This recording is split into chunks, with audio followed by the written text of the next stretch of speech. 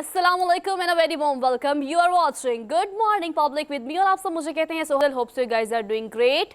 ईद की छुट्टियां खत्म हो गई है लेकिन कुछ ट्रैक पे नहीं आ रहा है। ऐसा फील हो रहा है कि बस रूटीन में हम आना चाह रहे हैं, वो प्रैक्टिस करना चाह रहे हैं जो कि ईद से पहले थी। ऊपर से ईद आ गई वीकेंड पे, तो वर्किंग डेज आजकल वर्किंग डेज लग नहीं रहे, लेकिन चलती का नाम जिंदगी। चले इसी गाड़ी में सवार होकर हम भी चलते हैं इस्लामाबाद और हरमीत पाजी को अस्सलाम वालेकुम करते हैं। अस्सलाम वालेकुम हरमीत पाजी, कैसे हैं आप? Good morning from Lahore.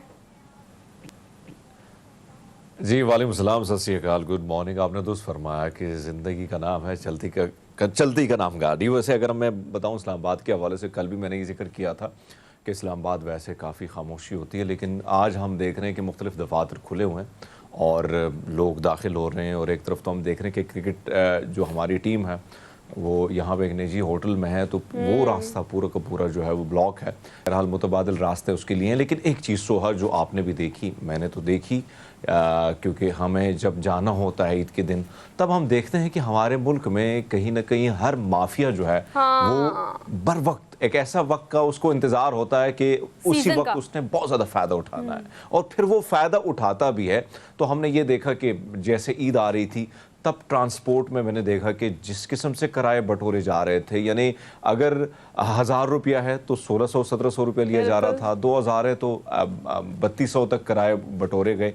अब जितने लोग आए हैं और जिन से हमारी बात होती है तो वो भी यही, क्योंकि आपको उनको पता है कि मजबूरी है और इनको जाना है, ऑफिस की तरफ जाना है, दफातर में जाके हाज़िरी भी देनी है, जॉब भी करनी है, मुख्तलिफ काम भी करने हैं, तो बेटर है कि यही तरीका है और यही अंदाज़ है जो माजी में भी उन्होंने अपनाया। और हमने देखा कि जो ट्रांसपोर्ट माफिया है वो काफ़ी एक्टिव है और काफ़ी माल उन्होंने इन दिनों में ईद से पहले और अब ईद के बाद उन्होंने काफ़ी कमाया। लेकिन बहरहाल आपने दुरुस्त फरमाया कि ज़िंदगी जो है वो आपने शुरुआत तो करनी होती है किस न किस तरीके से। हम तो कल आए अपनी ड्यूटी पे और कल भी हमने अपनी ड्यूटी सर अंजाम दी, लेकिन आज यहाँ पे हम देख रहे हैं कि इस्लामाबाद में रौनक जो है दोबारा बहाल हो चुकी हैं और लोग जो हैं मुख्तलिफ दफातर की तरफ उनका आना जाना रहा है। सुबह से मैं देख रहा था, मौसम भी काफ़ी खूबसूरत है इस्लामाबाद का। और आपको पता है हरमीत पाजी, इस मौसम का फ़ायदा उठाने के लिए लाहौर ये जो है ना, मतलब हर तरफ से लोग अब इस्लामाबाद का रुख कर रहे हैं ना, आपको इस बात का पता है। लेकिन चले, हमने तो कल भी काम किया। ईद की 3 दिन की बामुश्किल छुट्टी थी, वो भी इस तरह से थी कि हमने ट्रांसमिशन की पब्लिक न्यूज़ की स्क्रीन पर, आपने हमें इस सेट के अलावा दूसरे सेट पे देखा।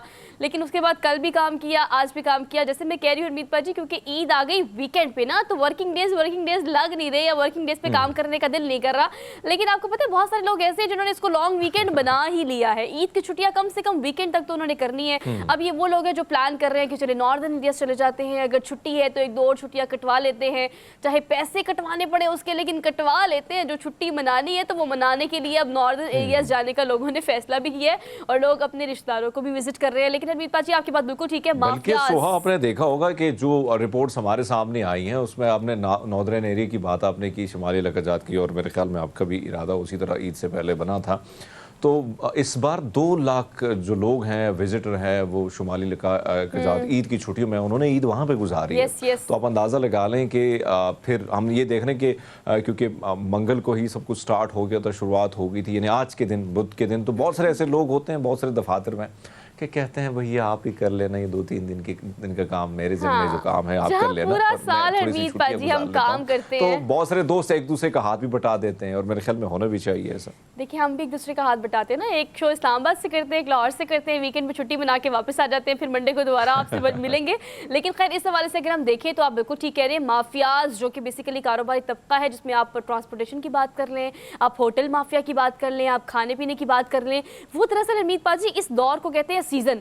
भाई सीजन है, ईद के बाद बच्चे छुट्टियां गुजारने आ रहे हैं, फैमिलीज आ रही हैं, भाई लूट लो जितना इनको लूट सकते हैं। लेकिन मैं आपको एक बात करना चाहती हूँ, मैंने बहुत सारी आज सुबह ही जब मैंने अखबार पकड़ा तो बहुत सारी ऐसी खबरें पढ़ी कि अगर आप पिकनिक का प्लान कर रहे हैं, अगर आप कहीं जाने का प्लान कर रहे हैं, तो ख़ास तौर पर इस चीज़ का ख्याल रखें कि आप जब ट्रैवल करते हैं तो ट्रैवल के तमाम SOPs, तमाम प्रिकॉशंस जो है वो करके ही घर से निकले। गाड़ी को चेक करें, पेट्रोल चेक करें, गाड़ी के मेंटेनेंस को चेक करें, अपने तमाम तर जो भी एहतियाती तदाबीर होती है उसको फॉलो करने के बाद ही सफ़र का आगाज़ करें। ठट्टा के करीब आज एक तसादुम देखने में आया जिसकी खबर सुबह मुझे मिली है, जो कि 11 अफराद एक ही फैमिली के जो कि ईद की छुट्टियों में पिकनिक मनाने के लिए जा रहे थे, 11 के 11 अफराद जान की बाजी हार गए हैं। तो ईद की छुट्टियां जो है आपको पता है खुशी है जो गम में तब्दील हो गई है। और इसके साथ साथ एक और ख़बर भी आपको देनी है, लीबिया के साहिल पे जो तारकीन वतन है जिनमें बांग्लादेश, पाकिस्तान, शाम और मिस्र के लोग शामिल हैं, تارکین وطن کی کشتی ڈوبنے سے، بیسیکلی 2 کشتیاں تھیں اور کشتی ڈوبنے سے 57 افراد جو ہیں وہ اس میں ڈوب گئے ہیں۔ اگر بات کی جائے ان کے ساحل پر جانے کی تو 11 افراد کہا جا رہا ہے کہ اب تک بچ گئے ہیں، جس میں ایک بچہ اور 11 افراد جو ہے 12 ٹوٹل افراد ہیں جو کہ بچے، ان کی اب تک خبر موصول ہوئی ہے، جن میں 11 افراد ہیں اور ایک بچہ ہے جو کہ ساحل کے قریب پہنچنے میں کامیاب ہوا ہے۔ تو آپ دیکھیں حمید پاجی، جو انسانی اسمگلنگ کا یہ پیشہ ہے اور انسانی اسمگلنگ کی یہ کوشش ہے جس میں آپ یورپ جانے کے بحیرہ روم کا جو راستہ ہے وہ اختیار کرتے ہیں یورپ جانے کے لیے، ناجائز طریقہ ہے، غیر قانونی طریقہ ہے، تو پھر راستے میں جب اس طرح کی کشتیاں ڈوبتی ہیں اور اس طرح کی خبریں آپ کو یاد موصول ہوتی ہوگا ہیں۔ سوہا کہ آپ نے درست فرمایا، لیکن ہم نے گجرات میں دیکھا نوجوان بڑے خوبصورت اور جنہوں نے بہت سارے خواب سجائے تھے اور وہ یہاں سے نکلے اور پھر جس طرح کشتی الٹی، اور وہ مناظر ہمارے سامنے، وہ ویڈیو بھی آئی تھی سوشل میڈیا پہ اور ہم نے گروپس میں بھی شیئر کی تھی، تو جس میں آپ نے وہ مناظر دیکھے تھے بڑے عجیب قسم کے، یعنی دل کو دکھا دینے والے، تکلیف دہ مناظر۔ اور اس بار اس وقت اگر ہم لیبیا، شام ایسے علاقوں کی بات کریں جہاں پہ ایک طرف تو بہت برے حالات ہیں، وہاں سے لوگ کوشش کرتے ہیں یورپ کے جتنے ممالک ہیں وہاں پہ جانے کے لیے، ٹرکی جانے کے لیے، لیکن ہم ان چیزوں کو بھول جاتے ہیں کہ وہاں پہ امیگریشن اور دیگر جو عملہ ہوتا ہے، ان کے سیکیورٹی ادارے جس طرح ہائی الرٹ ہوتے ہیں، اور آسٹریلیا کی جانب سے تو بارہا یہ تنبیہ کی جاتی ہے کہ اگر آپ آئیں گے تو اگر آپ کی ڈیتھ ہوتی ہے، آپ کو مار دیا جاتا ہے تو رسپانسبلٹی آپ کی اپنی ہے، کیونکہ ابھی ان کو جو ہے ان کی جانب سے یہی ہے کہ آسٹریلیا میں نو انٹری ہے اس طرح غیر قانونی طریقے سے۔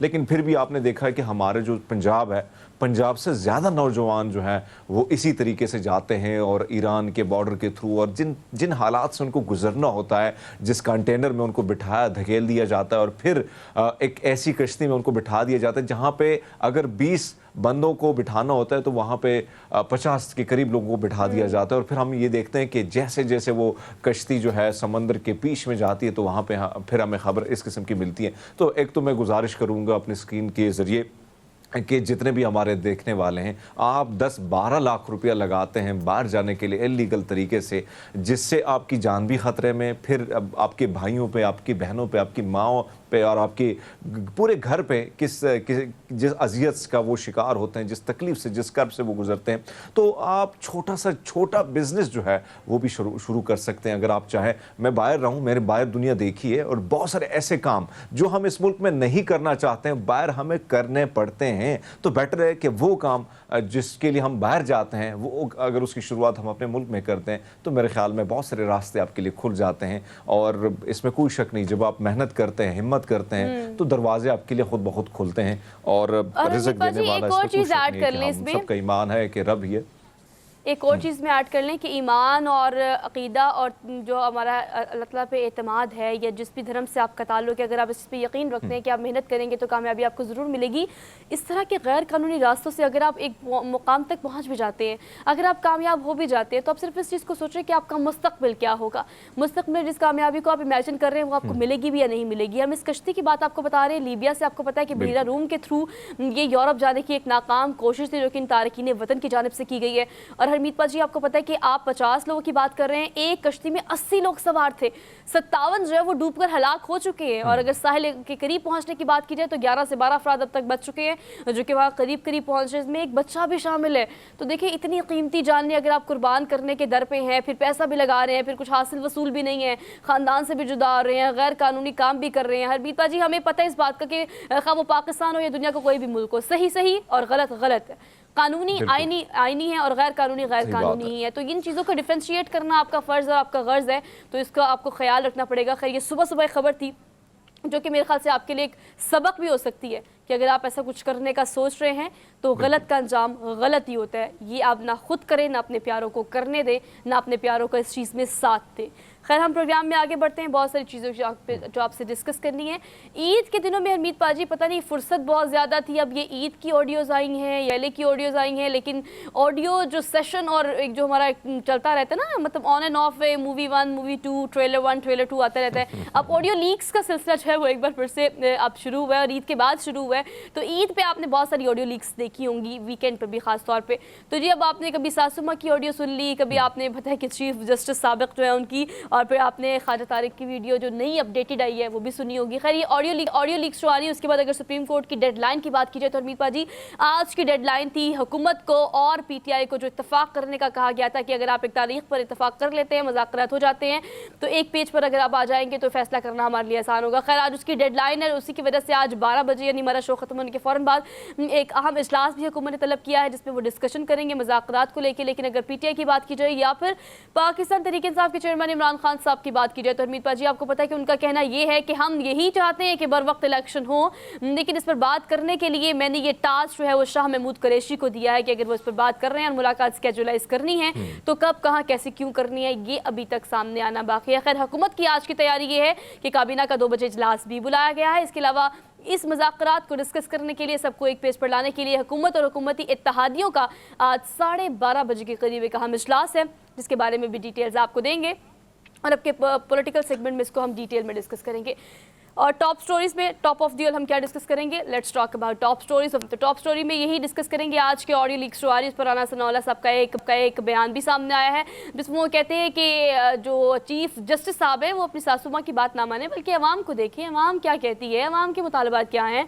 और फिर आज की डेडलाइन की भी कुछ बात कर लेंगे कि आज की जो डेडलाइन है उस पर क्या हुकूमत और पीटीआई एक पेज पर आ सकेगी या फिर नहीं, ये सुप्रीम कोर्ट का फैसला किस तरह से मनवाना है। हमारे कानून नाफिज करने का सबसे बड़ा इदारा यानी हमारा इंसाफ का सबसे बड़ा अदालत सुप्रीम कोर्ट, तो उसकी बात किस तरह से मनवाई जाती है, किस तरह से मानी जाती है, इसको देखना भी बाकी है। इसको डिटेल में डिस्कस करेंगे आज के पॉलिटिकल सेगमेंट में। फिर हम आगे बढ़ेंगे और एक ऐसे क्लब का तारुफ आपसे आज कराएंगे। हरमीत पाजी आपका ज़ौक़ और शौक़, और आपको पता है इस पॉइंट पर आकर हम अब्दुल रऊफ़ साहब को बहुत मिस करते हैं। जब भी किताब का जिक्र आता है, पढ़ने का जिक्र आता है, मुताला करने की बात हम करते हैं तो he is a school, basically he is a university, जो कि हम बड़ा मुस्तफ़ीद होते थे उनसे हर एक इस तरह के टॉपिक पे। खैर एक ऐसा क्लब है जिसके बारे में मैंने आपको बताया है, इसको रीडर्स क्लब का नाम दिया गया है, जो कि मुफ्त किताबें मुहैया करते हैं।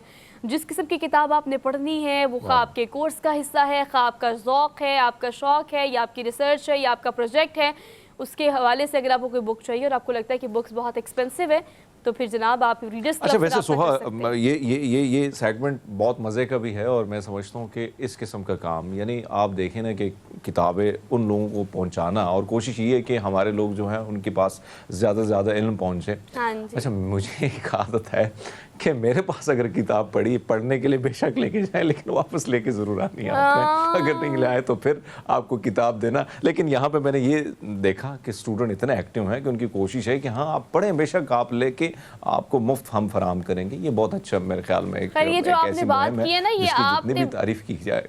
ये आपने बात नहीं की, अपने दुख का इजहार किया कि किताबें खुदा का वास्ते जो लेके गए हरमीत पाजी से वो किताबें वापस करें, किताबें अमानत होती हैं। और कहते हैं नहीं किताब से बेहतर कोई रफीक नहीं, तो फिर दोस्तों को चुराया थोड़ी ना करते हैं, दोस्तों को रखा थोड़ी ना करते हैं, वापस कर दिया करें। खैर इसको हम डिटेल में डिस्कस करेंगे आज, इस क्लब को इंट्रोड्यूस कराएंगे आपसे। If you want any kind of book तो यू कैन कॉन्टैक्ट दैम और you can come up to these kind of जो भी क्लब्स काम करते हैं जो कि किताबों को बेहतर अंदाज में आप तक पहुँचा सकते हैं। खैर इसके अलावा एक ट्रेलर भी है हमारे पास क्योंकि अब ईद ख़त्म हो चुकी है तो ईद के बाद बहुत सारी मूवीज़ की रिलीज़ जो है वो बिल्कुल आप देख रहे होंगे आजकल की डेट्स में ही है। तो फास्ट एंड फ्यूरियस एक्स की जो है वो एक ट्रेलर है वो जो कि हमने आपको दिखाना है। और पहले भी आपने कोई फास्ट एंड फ्यूरियस मिस नहीं किया होगा इस हवाले से, क्योंकि हमेशा इसकी सीरीज़ और इसके मूवी को डायरेक्टर प्रोडक्शन को बहुत ज़्यादा पसंद किया जाता है, लोग बिल्कुल मिस नहीं करते, तो लोग इंतज़ार कर रहे होते हैं। तो खैर ये इंतज़ार जो है वो अब ख़त्म हुआ है, ट्रेलर आया है, ये ट्रेलर आपको दिखाएंगे और उसको हम प्रोग्राम में लाइट से डिस्कस भी करेंगे। Last but not the least, fatty liver. अब ये क्या प्रॉब्लम है, जिगर को तंदुरुस्त रखने के लिए क्या खाना खाना चाहिए, क्या लाइफस्टाइल होना चाहिए, आप कहाँ कहाँ पर गलतियाँ कर रहे हैं, क्या आपका लीवर फैटी लीवर है या नहीं है, ये और इस तरह के बहुत सारे सवाल, इन सब के जवाब हम लेंगे आज के इस लास्ट सेगमेंट में। So don't miss it out. हमने अपनी टॉप स्टोरीज में ये भी डिस्कस करना है। चलिए जी आगे बढ़ते हैं। प्रोग्राम के पहले पूरे घंटे में हम डिस्कस करते हैं टॉप स्टोरीज के अलावा daily dose of the programme. So let's talk daily dose of the programme.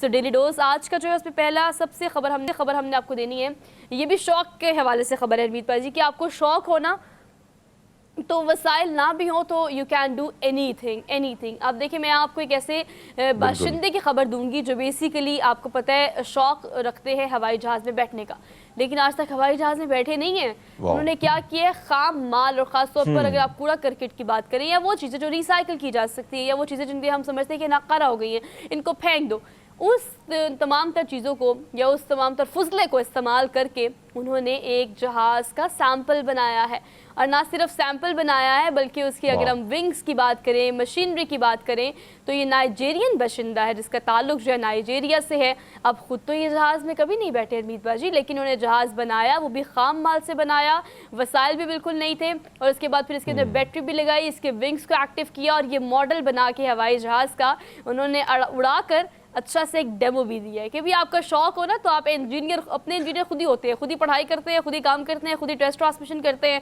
اور خود ہی آپ ایک ماڈل لانچ بھی کر دیتے ہیں۔ تو یہ شوق ہے مطلب جس نے یہ ویسے اگر ہم دیکھیں سوہا، چاہے میں ان ممالک کی بات کروں یا اپنے علاقوں کی بات کروں، اور یہ جو سٹوری سامنے ہماری ٹیم لے کے آئی ہے، یقیناً ہم دیکھتے ہیں کہ مختلف علاقوں میں، مختلف ایسے ایریا میں جہاں پہ بہت سارے ایسے نوجوان ہوتے ہیں جو اسکول کی طرف بھی نہیں گئے ہوتے ہیں، جنہوں نے کچھ پڑھا بھی نہیں ہوتا ہے، لیکن ٹیکنیکلی ایسے وہ تیز ہوتے ہیں، اس قسم کی ایجادات میں بھی بڑے ماہر ہوتے ہیں، اور یہاں سے یہ جو جتنے بھی ہم دیکھ رہے ہیں کہ کچرے کی چیزیں ساری اکٹھی کر کے انہوں نے ایک جہاز بنایا اور اپنا ایک شوق پورا کیا۔ تو مجھے ایک نوجوان جو میرے علاقے سے شانگلہ سے تھا، اور اس نے بھی اسی طرح ایک کچرے سے ساری چیزیں اکٹھی کر کے روبوٹ بنایا، اور اس کے بعد ان کو اس وقت کے جو آرمی چیف تھے جنرل باجوہ صاحب، انہوں نے اپریشیٹ بھی کیا۔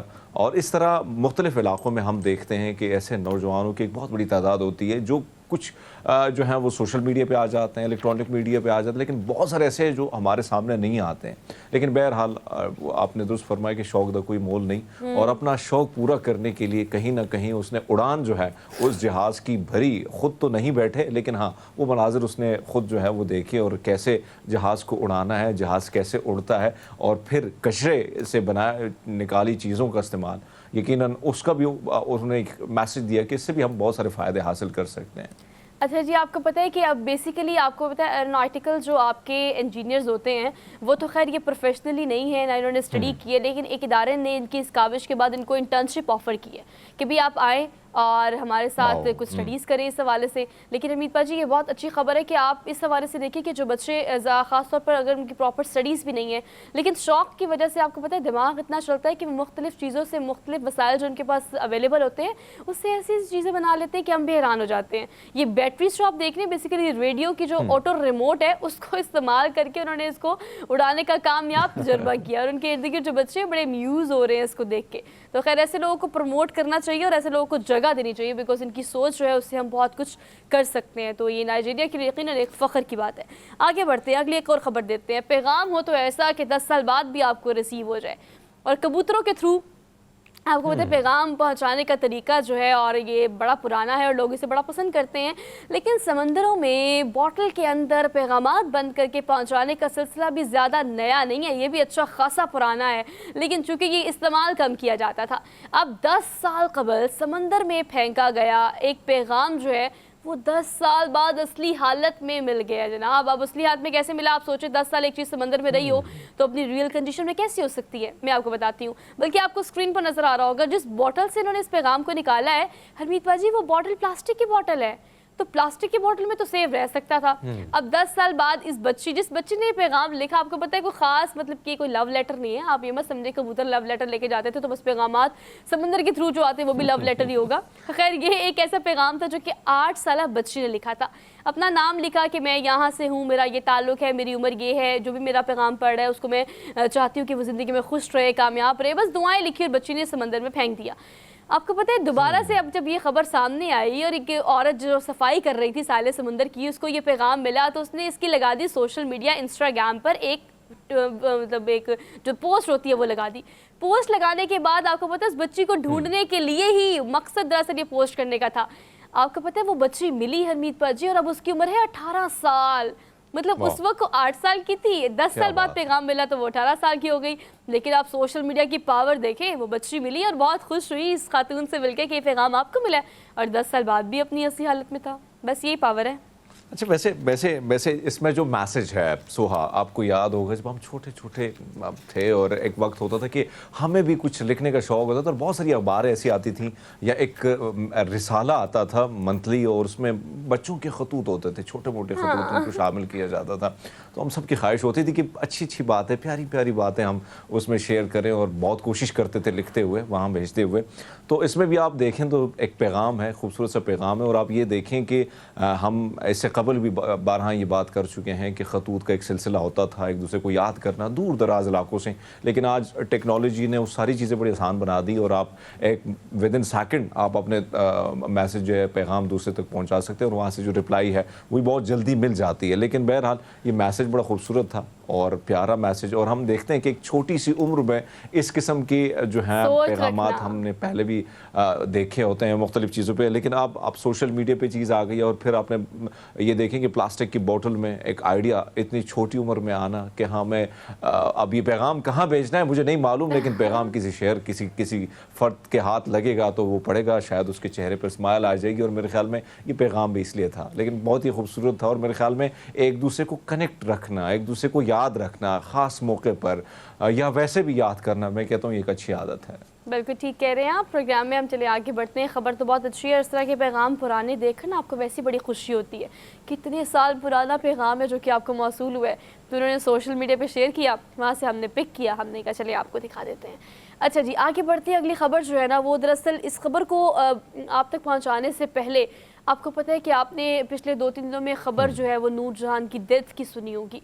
नूरजहान, मैं उस हथनी की बात कर रही हूँ जो बेसिकली सिंध चिड़ियाघर में मौजूद मतलब बीमार, और फिर उसके बाद जो सूरत हाल थी वहाँ पर उसकी देखभाल के लिए, निगहदाश्त के लिए वहाँ पर जो मौजूद लोग थे, कोशिश बहुत की, लेकिन उसके बावजूद मुझे नहीं समझ आता कि दुख की बात है कि हम किसी चीज़ को सेव हरमीत पाजी क्यों नहीं कर पाते।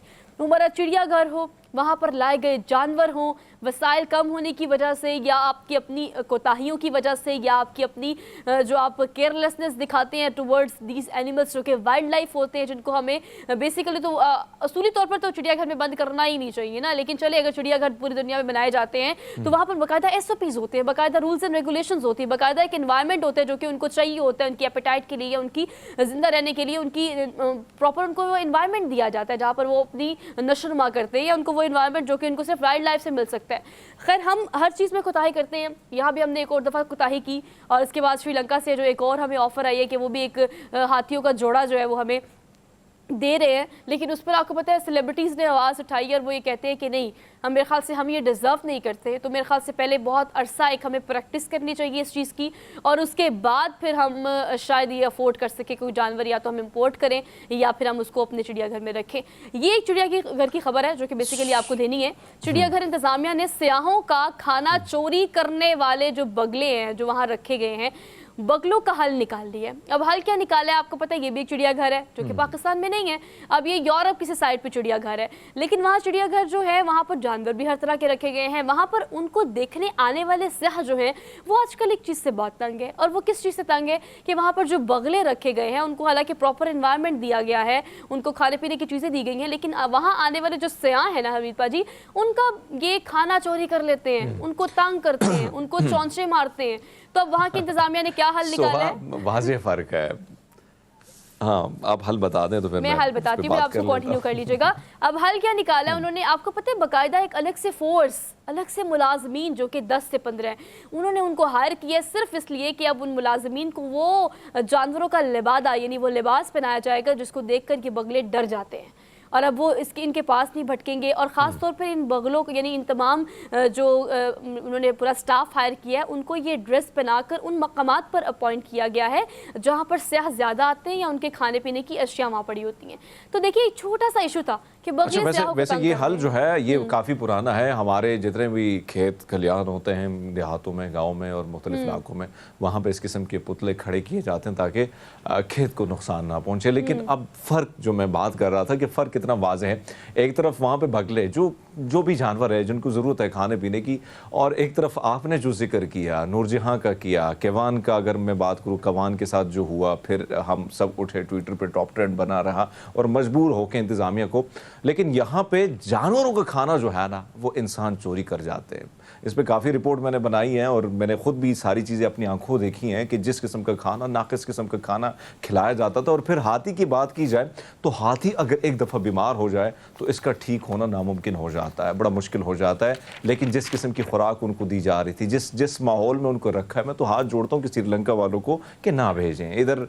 ہم تو کسی کو ہم تو معاف نہیں کرتے, انسانوں کو تو ہم پہلے سے جو چیزیں ہیں وہ تو ہم غائب کرتے جا رہے ہیں, لیکن اب جانوروں کو بھی ہم نے نہیں بخشنا. اور آپ نے دیکھا کہ اسلام آباد میں بھرپور مہم ہوئی اور پھر یہاں پہ جو چڑیا گھر تھا اس کو بند کر دیا گیا کیونکہ وہ ماحول پورا جو فراہم کرنا ہوتا ہے. اور آپ نے دیکھا کہ کوان جو تھا جس طریقے سے جس بدحالی کا وہ شکار ہو گیا تھا, جس طریقے سے اس کو رکھا گیا تھا, اور جب آپ زنجیروں سے جکڑ لیں اس قسم سے ہاتھی کو تو پھر اس کا بچنا بھی ممکن ہو جاتا ہے. اور ایسے میں آپ نے سوزی کا بھی ذکر کیا تھا پرسوں, تو میں سمجھتا ہوں کہ یہی واضح فرق ہے ہم میں اور ان میں کہ ہم جانوروں کا کھانا جو ہے وہ بھی چوری کر لیتے ہیں, اس میں بھی ایسی چیزیں ڈال لیتے ہیں کہ جہاں پہ ہمیں 2 پیسے نہیں بلکہ زیادہ پیسے بچیں, اور چاہے جانور جائیں مر جائیں مٹ جائیں لیکن پیسے ہمیں چاہیے. ہمیں کرپشن کرنی ہر حال میں, اور اس کی آپ نے دیکھ لی کہ صورتحال ایسی ہے کہ یقیناً دکھ کے سوا ہم کچھ کر نہیں سکتے کہ اگر بچوں کے تعلیم کے لیے, ان کو دکھانے کے لیے, سکھانے کے لیے چڑیا گھر بنائے جاتے ہیں, وہاں پر مختلف طرح کے اور مختلف اقسام کے جانور لائے جاتے ہیں, تو ان کی نگہداشت, ان کی وائلڈ لائف, ان کی نشو و نما, ان کی نگہداشت, یہ ہمارا اولین فرض ہونا چاہیے. اور وائلڈ لائف یا محکمہ جات اس حوالے سے کیا کام کر رہے ہیں, اس ساری صورتحال جو کہ پچھلے چند دنوں میں ہمارے سامنے آئی ہے, یہ تمام تر محکموں پر ایک سوالیہ نشان ہے کہ ہر چیز میں کیا ہر چیز میں فیل ہونا ہمارے پہ لکھ دیا گیا ہے, کہ ہر چیز میں, ہر فیلڈ میں, ہر جگہ ہم نے فیل ہونا ہے اور ہم نے ہر مخلوق کے ساتھ وہ زیادتی کرنی ہے. تو خیر اس حوالے سے تھوڑا سوچنا چاہیے کہ آپ پیسے کس چیز کے لے رہے ہیں, پورا ادارہ آپ نے کس چیز کا بنایا ہوا ہے, فنڈز کس چیز کے آپ کے پاس ہیں. خیر آگے بڑھتے ہیں, اگلی خبر ہم نے آپ کو دینی ہے. ہم ایسے ملکوں کی خبر لے کر آتے ہیں اور ایسے ملکوں کی خبر لانے کا مقصد یہ ہوتا ہے کہ دیکھیں وہاں پر کتنی چھوٹی چھوٹی چیزوں پر کام ہو رہا ہے, اور یہ وہ چھوٹی چھوٹی چیزیں آپ کو پتہ ہے بڑے بڑے انسان بناتی ہیں. جاپان سے آپ کو خبر دینی. ویسے آپ اکثر اوقات جاپان کے مختلف اسکولوں کی خبریں مختلف ویڈیوز کی صورت میں سوشل میڈیا پہ تو دیکھتے ہوں گے کہ اسکولوں میں بچوں کو کیسے پڑھایا جاتا ہے, کیا کچھ کیا جاتا ہے, لیکن یہاں پر یہ جو بچہ روتا ہوا آپ دیکھ رہے ہیں نا, اس کو رلایا جا رہا ہے. اب کیوں رلایا جا رہا ہے میں آپ کو بتاتی ہوں. جاپان میں بچوں کے رونے کے مقابلے کا دوبارہ سے اجرا کیا گیا ہے. اب میں دوبارہ سے اجرا کی بات کر رہی ہوں, مطلب کووڈ-19 سے پہلے یہ کمپٹیشن حرمیت پاجی آرگنائز کیا جاتا تھا جاپان کے ہر ایک سٹی میں اور ہر ایک اسٹیٹ میں. اب کووڈ-19 کی وجہ سے یہ چیزیں جو ہے کافی رک گئی تھی, اب انہوں نے دوبارہ سے اس کو کنٹینیو کیا ہے. اب بچوں کو رلایا کیوں جا رہا ہے حرمیت پاجی, آپ کو پتہ ہے جب آپ بعض اوقات بڑے اپسیٹ ہوتے ہیں, بڑے فرسٹریٹڈ ہوتے ہیں, آپ کو کچھ ضد نہیں پوری ہو رہی ہوتی, تو آپ کو لگتا ہے کہ آپ روئیں گے تو یو فیل بیٹر, اور ایسا ہوتا بھی ہے. ہم بڑوں کے ساتھ بھی ایسا ہی ہوتا ہے کہ بعض اوقات جب ہم بہت فرسٹریٹڈ ہوتے ہیں, جو روتے ہیں تو رو کر بہت لائٹ محسوس کرتے ہیں. تو اس سے میرے خیال میں جب آپ کو ایک اچھا دوست نہیں ملتا اور آپ کی شیئرنگ نہیں ہوتی تو پھر تب آپ کے پاس ایک آپشن ہے کہ بھئی جائیں اور باتھ روم میں جا کے چیخ کر اپنی جو فرسٹریشن ہے رو کے نکال دیں, اور میرے خیال میں ریلیکس ہو جاتا ہے بندہ, وہ فرسٹریشن ختم ہی ہو جاتی ہے. اور میرے خیال میں یہ سب کے ساتھ ہوتا ہے کہ بہت سارے بوجھ, بہت ساری تکلیف, بہت ساری ایسی چیزیں جو ہم سب کے ساتھ شیئر نہیں کر سکتے, صرف اپنے تک محدود رکھی ہوتی ہیں. تو میرے خیال میں بوجھ بنانے سے بیٹر ہے کہ بھیا رو جائیں. اور حرمیت پاجی لیٹس کنفیس, ہم کنفیس کر لیتے ہیں اس چیز کو کہ اوبیسلی اسکرین کے اس طرف جتنے لوگ ہمیں دیکھ رہے ہیں اور اسکرین کے اس طرف جو حرمیت پاجی میں اپنی بات کروں تو یہ سب کے ساتھ ہوتا ہے. ایک ٹائم آپ کی زندگی میں ایسا آتا ہے کہ آپ کو کچھ نظر نہیں آتا, آپ اکیلے ہو جاتے ہیں, آپ رونا شروع کر دیتے ہیں, اور اس کے بعد اچھی بات کیا ہے کہ یو فیل بیٹر, بیکاز آپ کو اپنی ہی کمپنی ملتی ہے, آپ اپنے ساتھ شیئرنگ کرتے ہیں, روتے ہیں, فرسٹریشن کو اپنا نکالتے ہیں آنسوں کے ذریعے, اور اس کے بعد یو فیل بیٹر. لیکن یہ جو بچوں کا مقابلہ ہے, اس کو کرنے کا مقصد حرمیت پاجی یہ کہ جو بچہ روئے گا اس سے اس کی صحت کا اندازہ لگایا جائے گا کہ اس کی صحت کتنی اچھی ہے. اور آپ کو پتہ ہے ڈفرینٹ جو ہے فیسز ہیں وہ اپنے چہرے پر لگا کر بچوں کو رلایا جا رہا ہے. اور پھر ونر بھی ہے جی, جو سب سے پہلے روئے گا بچہ وہ ونر ہے, جو سب سے لاسٹ میں روئے گا اس کا بھی کوئی نہ کوئی کرائٹیریا خیر انہوں نے رکھا ہوا ہے. تو پیرنٹس اپنے بچوں کے ساتھ روتے ہوئے بچوں کے ساتھ اس کمپٹیشن میں پارٹیسپیٹ کر رہے ہیں. That sounds and that seems to be like very good. اچھا جی, we are done with for today, اور کافی ساری ہم نے انٹرسٹنگ خبریں آپ کو دے دی. اب ہم کریں گے پولیٹیکل چیزوں کو ڈسکس, لیکن ایک شارٹ بریک کے بعد keep watching. Welcome back after the break. تو پولیٹیکل سیگمنٹ میں بات کرنے کے لیے حامد خان المشرقی ہمارے ساتھ موجود ہے, سینئر اینالسٹ ہیں. آپ کو آج کے پروگرام میں خوش آمدید کہتے ہیں. السلام علیکم سر. वालेकुम अस्सलाम, thank you sir Soha, Eid thank पे यू। सर ईद की विशेस के साथ साथ कुछ ऑडियो लीक्स का जो एक सिलसिला दोबारा से शुरू हुआ है, जिसको हमने काफ़ी सुना और काफ़ी वायरल रहा। लेकिन आपको पता है कि कभी सासू माँ आ गई, कभी साबिक चीफ जस्टिस आ गए, कभी तारिक ख्वाजा साहब आ गए, तो ये ऑडियोज तो हम सुनते रहे। लेकिन आज की डेडलाइन जो है, हुकूमत की तवज्जो काफ़ी हद तक हमने डाइवर्ट किए रखी इन 3-4 दिनों में, जो कि हमारा मकसद भी नज़र आता था कि यही है। खैर, लेकिन अब हमारा मेन फोकस इलेक्शन होना चाहिए। आज की डेडलाइन के हवाले से आप किस तरह से देखते हैं कि आज की डेडलाइन ये थी कि हुकूमत और हमारी जो पाकिस्तान तहरीक इंसाफ है, ये जमातें आपस में मिलकर किसी बात पर इत्तफाक कर लें कि इलेक्शन पूरे मुल्क में एक ही तारीख में होना चाहिए, खा वो तारीख पीटीआई की तरफ से हो या जो हुकूमत कह रही है वो। तो एक पेज पर क्या आज की डेडलाइन मीट कर सकेंगे, ये क्या आप समझते हैं इस हवाले से? बहुत शुक्रिया, Eid greetings to all of you. Same to you sir. Soha, देखिए, पहले भी कहा, बहुत शुक्रिया। नामुमकिन है कि जो रवैया अपनाया गया हुकूमत की जानिब से, जिस तरह की एफर्ट्स की गई और जिस अंदाज में मैं कहूँगा कि तहरीक इंसाफ को एंगेज करने की कोशिश की गई, वो सारा ही नजर आ रहा था कि उसके अंदर कोई सेर हासिल नतीजा तो निकलने वाला नहीं। लेकिन दूसरी पे आज इलेक्शन कमीशन ने एक रिपोर्ट भी जमा करा दी है, जिसमें उसने कह दिया है जी कि 14 मई को तो नामुमकिन है इलेक्शन कराना। बैलेट पेपर तैयारी, बैलेट पेपर छापना, उनकी तकसीम करना, उनका सारा सिक्योरिटी। इंतजाम है, वो ऑलरेडी अब इतना लेट हो चुका है कि 14 मई के इंतखाबात नामुमकिन है। अच्छा, इसके अंदर कोई ऐसी ढकी छुपी बात नहीं कि हुकूमत भी यही चाहती थी। लेकिन अब बात यह है कि अगर बुनियादी तौर पर जो सबसे अहम सवाल है, क्या चीफ जस्टिस साहब अब कल कोई सजा देंगे या नहीं देंगे? अब फैसला इस पे होना है। अब ये बात आप भूल जाएं कि 14 मई को इंतखाबात हो सकेंगे पंजाब में। टेक्निकली नामुमकिन है, प्रैक्टिकली नामुमकिन है, लेकिन इस ताखीर की वजह से जो मौके दिए गए चीफ जस्टिस की जानिब से, क्या चीफ जस्टिस उसकी बिना के ऊपर अब अपने फैसले के अंदर किसको सजा सुनाएंगे, किस तरह का फैसला सादर करेंगे, ये देखना पड़ेगा। लेकिन इसके साथ हामिद साथ खान एक चीज साहब, यहाँ पे जो सवाल है मेरा आपसे वो ये है कि खान साहब को अगर हम देखें, उनके बयानात को अगर हम निकाल लेते हैं तो बहुत सारे यू टर्न, बहुत सारे तजादात और उसमें भरे पड़े हुए हैं। हाँ, इससे कबल आपने देखा कि जैसे रिजीम चेंज हुआ तो उसमें हमने ये देखा कि खान साहब ने बराह रास्त इल्ज़ामात जो हैं बाजवा साहब पे लगाए। लेकिन परसों उनका फिर उन्होंने एक इंटरव्यू दिया, उसमें कहा कि असम्बलिया तहलील करना जो था ये बाजवा साहब ने मुझे कहा था।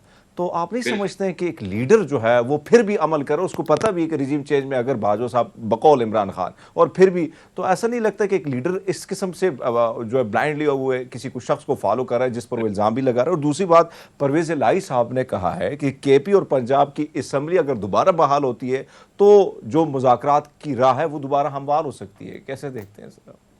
देखिए, मैं ये समझता हूँ कि बड़ा अहम नुकता ये है, इमरान खान साहब का ये जो जनरल बाजवा साहब के हवाले से जो बयान आया है, इसके अंदर तो टाइमिंग का बड़ा इशू है। मतलब मैं समझता हूँ कि कॉमन सेंस नहीं उसमें साथ देती मेरा, कि जब बिल्कुल जनरल बाजवा साहब जा रहे हैं एक हफ्ता पहले या चंद दिन बाद, तो वो कैसे किसी इमरान खान को कोई गारंटी दे सकते हैं कि हम इलेक्शन करवा देंगे? मेरा ख्याल ये है कि ये बात किसी और पैराए में कही गई और इसको लिया किसी और अंदाज में जा रहा है। इससे ज्यादा मैं इसको अहमियत नहीं देता हूं। मैं ये समझता हूं कि जनरल बाजवा की बात नहीं, बल्कि इमरान खान को ये पैगाम दिया गया था कि अगर असम्बलियां नहीं तोड़ी गई तो अक्टूबर में भी इंतखाबात नहीं होंगे, बल्कि 2024 में एक साल की असम्बली से एक्सटेंशन लेकर इंतखाबात को 2024 तक ले जाया जाएगा, जिसकी वजह से इमरान खान ने ये प्रेशर बिल्ड किया। ये बुनियादी मकसद था। जहां तक परवेज इलाही साहब की बयान का बात है, वो बड़े इंपॉर्टेंट है। हरमीत, देखिए, 90 दिन का टाइम जो निगरान हुकूमत का आइन में लिखा हुआ है वो पूरा हो चुका है। तो क्या ये जो बाकी दिन अब हुकूमत, निगरान हुकूमत चलाएगी, ये क्या आईनी होगा? ये आईनी नहीं हो सकता है। तो इस हवाले से आप देख रहे हैं कि सुप्रीम कोर्ट इसमें क्या रास्ता बनाता है। क्या कोई एडमिनिस्ट्रेटर तैनात करता है, हामिद खान या साहब, हमने देखा कि एक साल बाद आप ये कह सकते हैं कि DGISPR का मंजरेआम पर आना और फिर एक बात, एक तो गैर सियासी होना, वो तो हम गुज़िश्ता कई अरसे से सुन रहे हैं, लेकिन अच्छी बात है अगर वो गैर सियासी हैं। लेकिन ऐसी सूरत हाल में एक और मैसेज जो उन्होंने दिया कि जो साबिक रिटायर्ड अफसरान हैं उनको सियासत से दूर होना चाहिए। क्या आपको लगता है क्या मुमकिन है? और क्या ये वजह है कि इस वक्त हम देखते हैं कि रिटायर्ड जितने भी अफसरान हैं उनकी मुलाकातें खान साहब के साथ होती हैं या ज़्यादा उनके हक में बयान देते हैं? ये वजह तो नहीं है? देखिए हरमीत, बात यह है कि DGISPR ने जो प्रेस कॉन्फ्रेंस की, उसके अंदर दो उसके पहलू थे। एक पहलू था इंटरनेशनल, पाकिस्तान का मौक़िफ़ कश्मीर के मामले पे, दूसरे मामले पे वो समझता हूँ हम वहीं खड़े हैं, हमारे मौक़िफ़ में या कौम के मौक़िफ़ में कोई तब्दीली नहीं। ये जो सियासत के हवाले से आर्मी वेटरन्स के ऊपर बात की है, मैं समझता हूँ ये बड़ी क्वेश्चनेबल है। पाकिस्तान का आईन तमाम शहरियों को एक जैसे हकूक देता है और ये हकूक जो है ये आर्मी वेटरन्स को भी हैं जब वो अपनी सर्विस के 2 साल पूरे कर लेते हैं। इसके अलावा और कोई कदगन नहीं है कि वो सियासी एक्टिविटीज में हिस्सा नहीं ले सकते। आईन पाकिस्तान उनको मुकम्मल इजाजत देता है, उनकी अपनी एक सियासी वाबस्तगी हो सकती है, उनके अपने सियासी नजरियात हो सकते हैं। हमने माजी में देखा कि lieutenant general, retired lieutenant general रुकने पार्लियामेंट बनते रहे। अब्दुल कादिर बलोच की मिसाल ले लें जो डायरेक्ट पब्लिक इलेक्शन जीत कर आते रहे।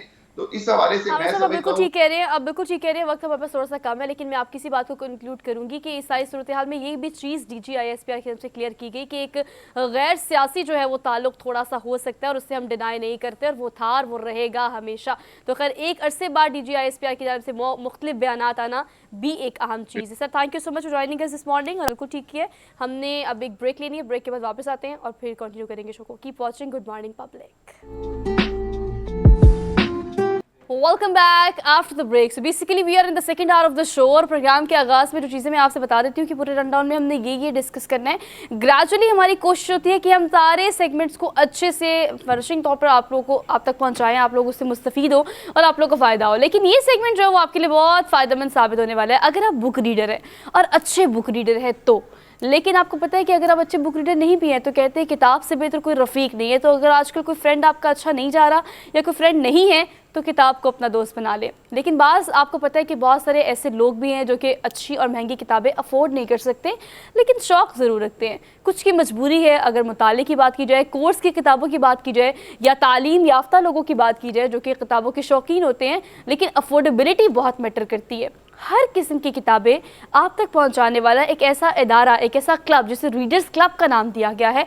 कौन इसको चला रहा है, कब से इसको चला रहा है, क्या थॉट प्रोसेस है इसके पीछे और वो आपको क्या क्या सर्विसेज दे सकते हैं, इस हवाले से हम बहुत डिटेल में बात करेंगे। हमारे साथ अनीसुर रहमान मौजूद है जो कि रीडर क्लब्स के CEO है और इसको ऑन करते हैं और उनकी सोच जो है वो बड़ी ज़बरदस्त है। तो हम पहले सबसे तो आपको कंग्रेचुलेट करते हैं। अनीस कैसे हैं आप? सबसे पहले तो आप सबका बहुत शुक्रिया और मेरा नाम अनीसुर रहमान है। मैं यूनिवर्सिटी ऑफ बलूचिस्तान में सोशल वर्क डिपार्टमेंट का तालिब इल्म हूँ। अच्छा अनीस कैसे हैं आप? ठीक है, तबीयत शबीयत ठीक है आपकी? जी शुक्र है, खैरियत। अनीस फर्स्ट ऑफ ऑल तो आप बहुत अच्छा काम कर रहे हैं, thank you so much for joining us this morning. और अगर हम इस रीडर्स क्लब की बात करें तो पहले सबसे तो हमें ये बताएं कि किस किस्म की किताबें हैं जो कि आप लोगों को पहुंचाते हैं या उन्हें मुहैया करते हैं जिनको ज़रूरत होती है मुख्तलिफ किताबों की। क्या वो कोर्स की किताबें होती हैं, रिसर्च की किताबें होती हैं, किस किस्म की किताबें होती हैं? जी एक्चुअली ये काम जब हमने स्टार्ट किया था कुछ अर्सा कबल तो ने देखा था कि बलूचिस्तान में लोग पढ़ना चाहते हैं और पढ़ते भी हैं, लेकिन मसला यहाँ पर यह है कि अपॉर्चुनिटीज़ नहीं है, लाइब्रेरीज़ नहीं है और अगर कुछ लाइब्रेरीज़ हैं वो फंक्शनल नहीं है। ये प्रॉब्लम्स हमारे पास हैं। तो हम दोस्तों ने ये सोचा कि क्यों ना एक ऐसा मुनफरिद लाइब्रेरी कायम किया जाए कि लोगों को किताबें मिलना आसान हो। और हमारे पास मुख्तलिफ किताबें हैं फ़लसफ़े पर, मज़ाहिब पर और अदब पर, तारीख़ पर, मुख्तलिफ वैराइटीज़ हैं जो हम पहुँचाते हैं अपने रीडर्स को। ठीक है अनीस रहमान, हमारे साथ हरमीत भी मौजूद हैं इस्लामाबाद। अनीस अगर हम देखें यानी ये जो आपने काम स्टार्ट किया है, हम शुरुआत में भी ये बात कर रहे थे कि बहुत ज़्यादा जितनी भी हम आपकी तारीफ़ करें और आपकी पूरी टीम की वो कम है, लेकिन अनीस ख़्याल कैसे है, सोच कैसे आई और फिर किताबें जो तरीक़ाकार है, थोड़ा इस हवाले से भी थोड़ा सा इस पर भी रोशनी डालें आप।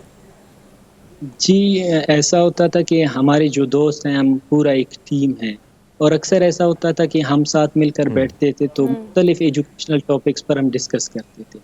तो तब जाके हमें ये लाइब्रेरी का ख्याल आया, किताबों का ख्याल आया। चूँकि हम खुद किताबें पढ़ते हैं और बहुत ज़्यादा शौक़ रखते हैं तो हमने सोचा कि एक ऐसा काम होना चाहिए कि हम लोगों के घरों तक, दुकानदारों तक किताब खुद पहुँचा दें। अच्छा ठीक है अनीस, ये बताएगा कि आप अगर किताबों की बात करें तो ये मजमुआ जो आपके पास है, कहा जाता है कि आप अपनी जेब खर्च से जो है वो ख़ुद ख़रीदते हैं। क्या बहुत सारी आपको पता है लाइब्रेरीज़, बहुत सारे इदारे ऐसे भी हैं जहाँ पर किताबें मौजूद है, क्या उन लोगों का भी आपसे रब्ता है? किताबें इकट्ठी करना, उसकी कलेक्शन बनाना, ये ज़िम्मेदारी कौन अंजाम देता है? अरसे किस तरह से मैनेज करते हैं आप? جی ایکچولی اس کا اسٹارٹ ہم نے ایسے لیا تھا کہ جو ہمارے دوست ہیں شروعات میں تو ہم نے اپنی کتابیں جو ہماری پرسنل کلیکشن تھی وہاں سے ہم نے جمع کر لی تھیں بہت ساری کتابیں. تو ابھی ہمارے پاس 600 سے زائد کتابیں ہیں اور 400 سے ابو ہمارے پاس ریڈرز بھی ہیں جن کو ہم کتاب پہنچاتے ہیں, وہ کتاب پڑھتے ہیں پھر ہمیں ریٹرن دیتے ہیں. اور سب سے اچھی بات تو یہ ہے کہ میں سمجھتا ہوں کہ کوئی فیس نہیں ہے, کوئی جھنجھٹ نہیں ہے, کوئی مسئلہ یہاں نہیں ہے.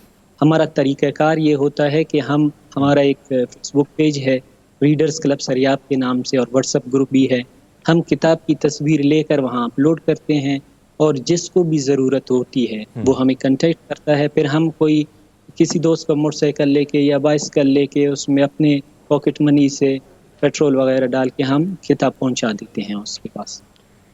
اچھا انیس, یہ بھی انیس بتائے گا ایک اور چیز آپ سے جاننا چاہیں گے. ایک تو اس کلب کے حوالے سے بتائیے گا کہ کتنے لوگ ہیں, کتنے لوگوں کی ٹیم ہے, اور پھر ہم شہروں کی بات کرتے ہیں تو کیا صرف یہ بلوچستان تک ہی آپ نے یہ آئیڈیا محدود رکھا ہے کیا, یا پورے پاکستان سے بھی؟ اور جب سے آپ نے یہ شروع کیا ہے تو لوگوں کی جانب سے کس قسم کا رسپانس آ رہا ہے؟ جی ایکچولی سب سے پہلے تو ہم نے اسٹارٹ کیا تھا کوئٹہ سریاب سے, پھر آگے جا کے ہم نے سوچا کہ یہ ایسا ہونا چاہیے کہ ہمیں اسے ایکسپینڈ کرنا چاہیے, اور ہم اس میں کامیاب بھی ہوئے ہیں کسی حد تک, کیونکہ اب ریڈرز کلب خاران کے نام سے ہمارے پاس ایک ہمارا برانچ بھی ہے جو بالکل کام جاری اور ساری ہے, اور کچھ بکس ہمارے پاس ڈونیشنز بھی آتی رہتی ہیں, لیکن ہمیں کافی اور زیادہ ڈونیشنز کی ضرورت ہے اور ایک آفس کی بھی ہمیں ضرورت ہے, کیونکہ اب ہماری جو کتابیں ہیں ایک دوست کے مہمان خانے میں رکھے ہوئے ہیں, وہاں سے ہم یہ کام چلا رہے ہیں فی الوقت. اچھا انیس, مجھے یہ بتائیں کہ ہمارے ملک میں اگر بات کی جائے کتابوں کی تو بہت ساری ایسی اسٹڈیز بھی ان کی کتابیں بہت ایکسپینسو ہے. فار ایگزامپل اگر ہم CSS کی بات کریں تو اس کی کتابیں ایک تو بہت زیادہ آپ کو چاہیے ہوتی ہیں, ریسرچ بیسڈ آرکائیو بہت چاہیے ہوتا ہے آپ کو. تو کیا اس قسم کی کتابیں بھی آپ مہیا کرتے ہیں؟ کیونکہ یہ کتابیں ایسی ہیں کہ اگر آپ کسی کو کتاب مہیا کرتے ہیں تو واپس لینے کا کیا پروسیجر ہوتا ہے؟ مطلب ایک کتاب سرکولیٹ کرتی ہے نا, جس چیز کو جب چاہیے ہوتی ہے وہاں پہنچا دیتے ہیں, تو کیا واپس کرنا ان کی ذمہ داری ہوتی ہے؟ وہ کلیکشن میں آپ کے واپس آ جاتی ہے یا بک دے دیتے ہیں, ڈونیٹ کر دیتے ہیں, یا ان کی ہو جاتی ہے؟ نہیں, اس طرح نہیں ہوتا ہے. اصل میں مختلف کتابیں CSS کے حوالے سے ہوں, وہ ادب کے حوالے سے ہوں, تاریخ کے حوالے سے, فلسفہ مذاہب کے حوالے سے, ہم کتاب پہنچا دیتے ہیں اور انہیں میکسیمم ٹائم دیتے ہیں 1 مہینے کا, کہ 1 مہینے میں آپ یہ کتاب پڑھ لینا ہے. یا کوئی ہارڈ بک ہوتی ہے تو 2 مہینے بھی آپ لے سکتے ہیں, لیکن یہ کتاب آپ نے ریٹرن کر لینا ہے, اس کے بعد آپ کو کوئی اور کتاب مل سکتی ہے. اگر آپ یہ کتاب ریٹرن نہیں کریں گے تو ریڈرز کلب کی طرف سے شاید آپ کو آگے کتاب ہی مہیا نہ ہو. ٹھیک ہے انیس, یہ بھی بتائیں کہ جیسے آپ نے کہا کہ اس نیٹ ورک کو بڑھانا بھی انیس, بہت اگر ہم ضروری ہے. دیکھیں یہ بڑا مسئلہ ہوتا ہے کہ ہم کتاب اگر دے دیتے ہیں تو پھر واپسی جو ہے بڑی ناممکن سی بات بھی بن جاتی ہے. آپ نے جس طرح فرمایا کہ ہاں آپ روک لیتے ہیں پھر کہیں نہ کہیں دوبارہ ان کو کتاب دینا, لیکن میں اگر بلوچستان کی بات کروں مختلف علاقوں میں گیا ہوں, انٹرنیٹ نہ ہونے کی وجہ سے ہم دیکھتے ہیں کہ کیا آپ کو لگتا ہے کہ کتابوں کے ساتھ لوگوں کا ذوق شوق جو ہے وہ زیادہ بھی ہے؟ کیونکہ اگر انٹرنیٹ ہوتا ہے تو زیادہ وقت ہم دیکھتے ہیں کہ بہت سے لوگ موبائل کی طرف آ جاتے ہیں, سوشل میڈیا کی طرف آ جاتے ہیں. کیا یہ وجہ بھی ہے کہ اٹریکشن بڑھ رہی ہے لوگوں میں؟ ویسے بھی ہم نے دیکھا ہے کہ کافی پڑھے لکھے لوگ ہمیں وہاں پہ ملتے ہیں. جی بالکل, آپ نے بہت اچھی بات کہی ہے. اس حوالے سے میں نے کہیں پڑھا تھا کہ 19ویں صدی کے ایک بہت بڑے پائے کے دانشور آچاریہ رجنیش اوشو نے کہا تھا کہ مستقبل میں ہمیں ایک بہت بڑا خطرہ لاحق ہے, اور وہ خطرہ یہ ہے کہ لوگ عظیم ادب کا متاثر کر دیں گے, اور وہ جدید انوینشنز کی وجہ سے ہوں گی. یہ ہمارے لیے بالکل عظیم ہے, لیکن ان کے جو تباکن اثرات ہیں ان سے بھی ہم انکار نہیں کر سکتے ہیں. اب ہم میں سے اتنے لوگ ہیں جو سارتر کو جانتے ہیں, فینن کو جانتے ہیں, دوستوفسکی کو, یا رابندر ناتھ ٹیگور کو جانتے ہیں, کالیدات کو جانتے ہیں یا پڑھتے ہیں ان کو. تو جو دنیا کے عظیم دماغ ہیں ہمیں انہیں پڑھنا چاہیے, اور بلوچستان کے لوگ خوشی کی بات تو یہ ہے کہ وہ پڑھتے ہیں, مسلسل کتابیں لے جاتے ہیں, ایون دو کہ اپارچونیٹیز نہیں ہے, لائبریریز نہیں ہے. کہ ہم کوشش کرتے ہیں کہ اپنی مدد آپ کے تحت جو ہمارا پاکٹ منی ہے وہیں سے ہم کچھ نہ کچھ کر کے ہم یہ کام سر انجام دیں. اچھا نہیں، اسے ایک اور بات بتائیں، چونکہ آپ بتا رہے ہیں کہ نیٹ ورک کو بڑھانا بھی بہت ضروری ہے، اس کو ایکسپینڈ کرنا بھی ضروری ہے، بیکاز وقت کی اہم ضرورت بھی ہے کہ بہت سارے شہروں میں بہت سارے لوگ، بچے ایسے ہیں جو کہ کتابیں پڑھنے کے شوقین بھی ہیں یا ان کی ضرورت بھی ہے، لیکن وسائل کی کمی کی وجہ سے کتابیں خریدنا جو ہے وہ ان کی استطاعت سے باہر ہے۔ اگر آپ دیکھیں تو ریڈرز کلب کو مزید کہاں سے آپ اس کا مستقبل کیا دیکھتے ہیں، اس کو کس طرح سے ایکسپینڈ کر رہے ہیں؟ ایک برانچ تو آپ نے آلریڈی بنائی ہے جہاں پہ آپ کہہ رہے ہیں کہ کام جاری و ساری ہے، لیکن اگر ہم مین اسٹریم ایریاز کی بات کریں، بلوچستان میں تو ماشاءاللہ بہت اچھا کام کر رہے ہیں، دیگر صوبوں میں، دیگر شہروں میں اس پلان کو آگے بڑھانے میں اور مستقبل میں مزید پھیلانے میں کوئی انٹرسٹ ہے آپ کا؟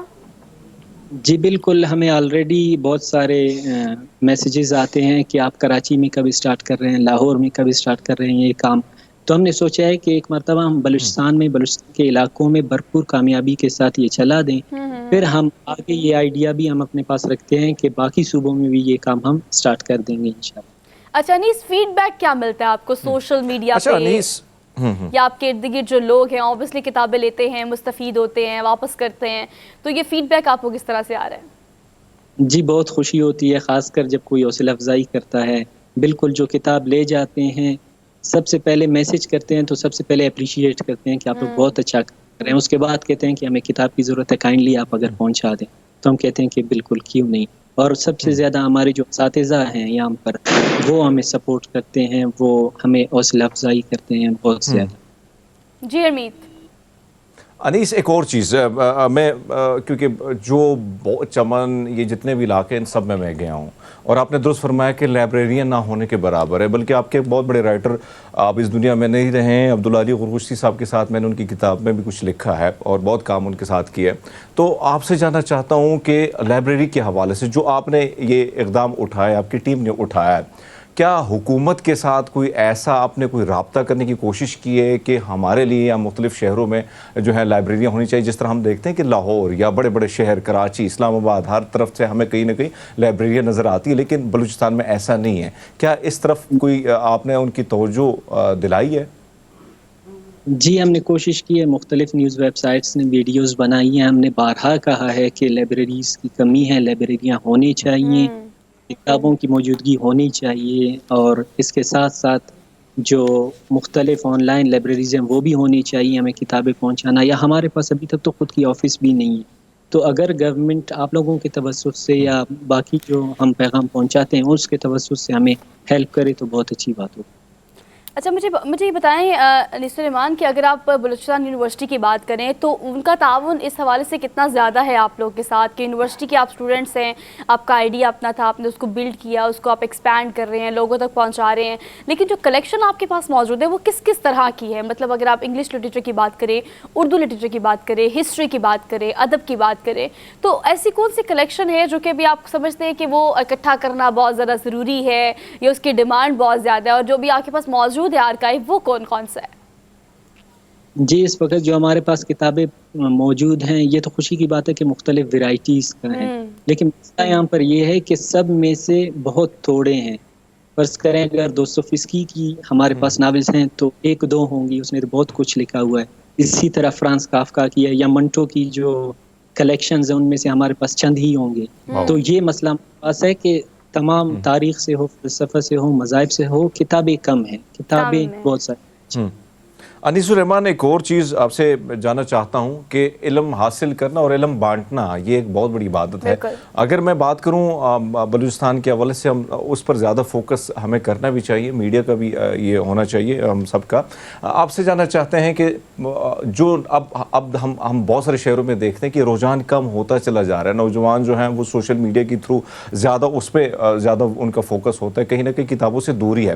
تو آپ جیسا نوجوان، بڑے ینگ ہیں آپ نے جو کام شروع کیا ہے، کتابیں خود بھی پڑھی اور کتابیں اوروں کو پڑھانے کی جو مہم ہے وہ آپ نے شروع کی ہے، کیا ٹپس دیں گے، کیا کہیں گے نوجوانوں کو کہ کتاب کا پڑھنا، کیونکہ سٹارٹ میں بڑا بورنگ لگتا ہے لیکن بیچ میں پھر آپ کو مزہ ہی آتا ہے، اس پر کیا کہیں گے؟ جی کتاب پڑھنا تو بالکل ایک شوق ہے، ایک ضروری چیز ہے۔ وہ ایک بہت خوبصورت ضرب المثل ہے کہ 3 دن بغیر مطالعہ گزار لینے کے بعد چوتھے روز گفتگو میں پھیکاپن آ جاتا ہے۔ تو ہم دیکھیں کہ ہمیں پڑھنا چاہیے، فلسفہ پڑھنا چاہیے، ادب پڑھنا چاہیے، تاریخ پڑھنا چاہیے، اسی طرح مختلف مذاہب کو بھی پڑھنا چاہیے تاکہ ہم خود کو جان لیں، اس دنیا کو جان لیں جس میں ہم رہتے ہیں، اپنی زندگی کو، ہم اپنی زندگی کے مقصد کو بھی جان لیں، تو میں یہی کہوں گا کہ لوگ یہ کریں، اچھی بات۔ نہیں، یقیناً انیس سلیمان آپ بہت اچھا کام کر رہے ہیں. ہماری طرف سے گڈ مارننگ پبلک کی پوری ٹیم کی طرف سے آپ کو بہت ساری and best of luck for our team کہ آپ جو کام کر رہے ہیں اس میں مزید بھی جو لوگ آپ کی مدد کرنا چاہتے ہیں وہ انیس سلیمان ریڈرز کلب کو ضرور رابطہ کریں. جنہیں کتابوں کی ضرورت ہے ان کے لیے تو یہ پلیٹ فارم بہترین ہے. تو ہم نے ایک بریک لینی ہے، واپس آتے ہیں، دیکھتے رہیے پروگرام جسے ہم کہتے ہیں good morning public. Welcome back after the break. کہا جاتا ہے کہ مرض کو اور قرض کو کبھی لائٹ نہیں لینا چاہیے، بشرطیکہ کہ آپ کو آپ کا مرض پتہ ہو. کچھ ایسی چیزیں جو کہ سائلنٹ کلر کے طور پر آپ کے اندر ایگزسٹ کرتی ہیں اور ڈیمیج اتنی پیک پہ لے جاتی ہیں کہ اس پوائنٹ سے پھر ریورس گیئر لگانا بہت مشکل ہو جاتا ہے. فیٹی لیور ایک ایسی چیز ہے جو کہ گریجولی آپ کے جسم کے اندر اتنی پریویل کرتی ہے کہ شاید اگر ایک اعداد و شمار کے مطابق دیکھا جائے دنیا میں سے جتنے بھی لوگ ہیں، خواہ پاکستان کی بات کی جائے، کسی بھی ملک کی بات کی جائے، تو کہا جاتا ہے کہ 4 میں سے 2 لوگوں کو فیٹی لیور ہوتا ہے، لیکن انہیں پتہ نہیں ہوتا. تو فیٹی لیور کیا ہے، کس طرح سے اس کو ڈائیگنوز کرنا چاہیے، اس کا طریقہ علاج کیا ہے، کس طرح سے you guys can come up to these diseases جو کہ آپ کے جس کے بارے میں اویئرنیس ہونی چاہیے. ہم ٹیسٹ کے بعد علاج کی بات تو بعد میں کریں گے، اویئرنیس ہونا بہت زیادہ ضروری ہے. خیر اس پہ ہم ڈیٹیل میں بات کریں گے. ڈاکٹر مظفر لطیف گل ہمارے ساتھ موجود ہے جو کہ اسلام آباد میں ہرمیت کے ساتھ ہیں. سو ہرمیت اوور ٹو یو. جی بالکل، سوہا آپ نے درست فرمایا. جن چیزوں کے حوالے سے آپ نے نشاندہی کی، میرے خیال میں ڈاکٹر صاحب سے وہاں سے ہی کنٹینیو کریں تو ڈاکٹر صاحب بہت شکریہ آپ کا. سوہا نے جو سوال اٹھایا، یعنی فیٹی لیور کی آپ نے جو بات کی، اس سے پہلے جو آپ نے بات شروع کی، اور ہم یہ دیکھتے ہیں کہ ہر دنیا میں ہر چوتھے شخص کو جو ہے وہ اسی مرض میں کہیں نہ کہیں فیٹی لیور کا وہ شکار ہے. تو آپ سے جاننا چاہیں گے سر، جس طرح سوہا نے سوال کیا کہ کیا کیا علامات ہوتی ہیں، کیا کیا وجوہات ہوتی ہیں جن کے بارے میں ہمیں جاننا ضروری ہے. دیکھیں، first of all thank you so much آپ کی انویٹیشن کے لیے. علامات سے پہلے آپ کی اجازت سے نا میں ایک دو باتیں کرنا چاہتا ہوں کہ یہ ڈیزیز برڈن کتنا ہے، یہ کتنا کامن پرابلم ہے. سب سے پہلے تو ہم جگر کے بارے میں اتنے پریشان کیوں ہیں. جگر انسانی جسم میں ایسے ہے جیسے گاڑیوں میں آئل فلٹر ہے، ٹھیک ہے. It's a vital organ in the body. تو اب جیسے ایک ہم آج کل اصطلاح یوز کر رہے ہیں نا، world wide new world order, تو یہ لیور کی ڈیزیزز میں it's a new problem, new order, ٹھیک ہے. دیکھیے، دنیا کی آبادی اس وقت کوئی 8 بلین پلس ہے، ٹھیک ہے. 20 to 25% world population has a liver, fatty liver, ٹھیک ہے. اگر آپ پاکستانی پرسپیکٹو میں لے لیں تو پاکستان کی آبادی اگر ہم ازیوم کریں 22 کروڑ ہے، تو اس میں 20% بھی لے لیں کنزرویٹیو ایسٹیمیٹ، تو 4.5 کروڑ لوگوں کو فیٹی لیور ہے. 4.5 کروڑ لوگ. ہاں جی. اس میں 4.5 کے 10% لوگوں کو جگر میں چربی کی وجہ سے آلریڈی ڈیمیج ہے. 45 سے 50 لاکھ پاکستانی اس وقت فیٹی لیور کی پرابلم کی وجہ سے، جن کو ان میں سے 80% کو پتہ ہی نہیں ہے، پوری سوسائٹی میں گھوم رہے ہیں، ٹھیک ہے. اب یہ کیا ہے فیٹی لیور؟ بیسیکلی انڈسٹریلائزیشن جب ہوئی ہے نا، جسے ہم سیڈنٹری لائف سٹائل کہتے ہیں، کھا پی کے بیٹھے رہنا، ایکسرسائز وغیرہ کم، آئلی فرائیڈ فوڈ، یا دوسرا ایک کانسیپٹ ہے کیلری انٹیک، ضرورت سے زیادہ کھانا. جیسے فارسی کی ایک سینگ ہے کہ بسیار خوری عادت بد است، کہ زیادہ کھانا اچھی عادت نہیں. اب لوگوں کو پتہ نہیں چلتا کہ اس کی یہ جو فیٹی لیور ہے نا، یہ دنیا بھر میں اور پاکستان میں بالخصوص نمبر 1 ریزن ہے آپ کے جگر کے سوزش کا، سکڑ جانے کا، جس کو سیروسس کہتے ہیں، اور پھر اس کا کینسر میں بدل جانے کا. تو اس میں جو پریشان کن بات ہے نا، ایک اور ٹرم ہم یوز کرتے ہیں، اسے ہم کہتے ہیں میٹابولک سنڈروم. میٹابولک سنڈروم یہ ہے کہ آپ تھوڑا سا اوبیس ہیں، وزن زیادہ ہے، آپ کو شوگر ہے، بلڈ پریشر ہے، اور ساتھ یہ جگر میں چربی ہے. ہوتا کیا ہے کہ جب ہم ضرورت سے زیادہ آئلی فرائیڈ فوڈ کھاتے ہیں، کیلری انٹیک زیادہ ہوتا ہے، تو جگر میں فیٹی ایسڈز، اس کا لوڈ بڑھتا ہے ایک خاص حد تک. اس کو ہم ایک میڈیکل ٹرم یوز کرتے ہیں آکسیڈائز کرنا، یا ہینڈل کرنا، یا میٹابولائز کرنا. جب اس سے بڑھ جاتا ہے تو جگر کا جو سٹرکچر ہے، جو ساخت ہے، اس میں ڈیمیج شروع ہو جاتا ہے. پہلے اس میں سوزش آتی ہے, پھر سکڑنے کا عمل. تو دیکھیے یہ بدقسمتی سے جو پرابلم ہے اٹس ٹوٹلی پریونٹیبل, ٹھیک ہے نا, بڑا سمپل سا ہے کہ آپ یہ تو ہونا ہی نہیں چاہیے. تو انٹرو میں جو کویشچن کیا گیا تھا کہ اس کی علامات کیا ہیں اور کیسے ہم تشخیص کرتے ہیں. دیکھیے علامات کے حوالے سے نا یہ شروع میں کوئی سمٹمز نہیں ہوتی, ٹھیک ہے.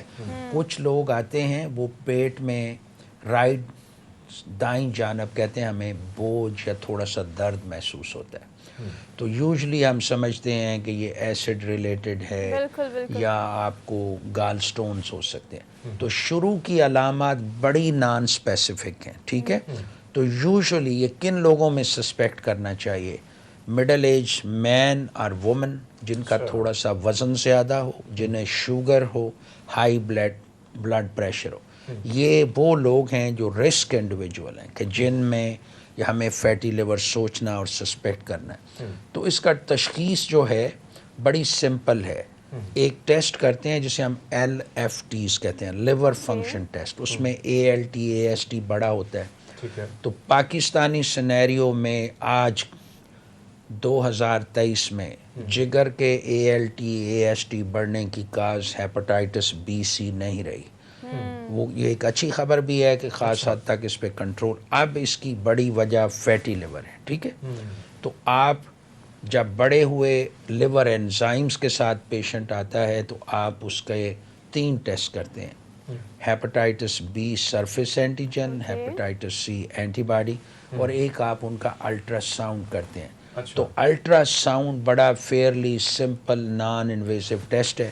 تو آپ اپنے ریڈیولوجسٹ سے یہ کہتے ہیں کہ وہ اس پہ ذرا فوکس کرے تو برائٹ ہو جاتا ہے. اچھا ڈاکٹر صاحب سوری فار دا انٹرپشن, لیکن میں چاہتی ہوں کہ یہ چیز آپ اندر ایڈ کر لیں کہ آپ جو اتنا زبردست آپ نے ایکسپلین کیا کہ یہ ٹیسٹ جو ہے is the only solution to diagnose these things. لیکن اگر ہم سمٹمس کی بات کریں تو سر آپ نے بالکل ٹھیک کہا, شروع میں initially is a kind of silent colour کہ آپ کو سمٹم مسکنسیپٹ کر لیتے ہیں کہ آپ کبھی پیٹ میں درد ہو گیا, کبھی آپ کے ایسیڈیٹی ہو گئی, اس طرح کی بہت ساری چیزیں. سر کس ایج بریکٹ میں جا کر زیادہ پیشنٹس جو ہیں وہ پیشنٹ آپ دیکھتے ہیں آج کل کہ وہ زیادہ ہو جاتے ہیں؟ یہ کہ آج کل تو آپ کو پتہ ہے جو لائف اسٹائل ہمارا ہے ینگسٹرز میں بھی یہ چیز ایکولی آپ کو پتہ ہے ہو سکتی ہے. بچوں میں یہاں تک کہ فاسٹ فوڈ اتنا زیادہ کھایا جاتا ہے, وہاں بھی مسئلہ ایگزسٹ کرتا ہوگا. ایج بریکٹ کیا ہے فیٹی لیور کے لیے جو پاکستان میں ریشو آپ نے ابھی تک دیکھی ہے؟ جی تھینک یو سو مچ سوہا, یہ بڑا انٹرسٹنگ اور بڑا پرٹیننٹ کویشچن ہے. ایج بریکٹ ہے 35 سے 55, ٹھیک ہے. اور اس میں جیسے میں نے شروع میں بات کی کہ کچھ پری ڈسپوزیشنز ہیں.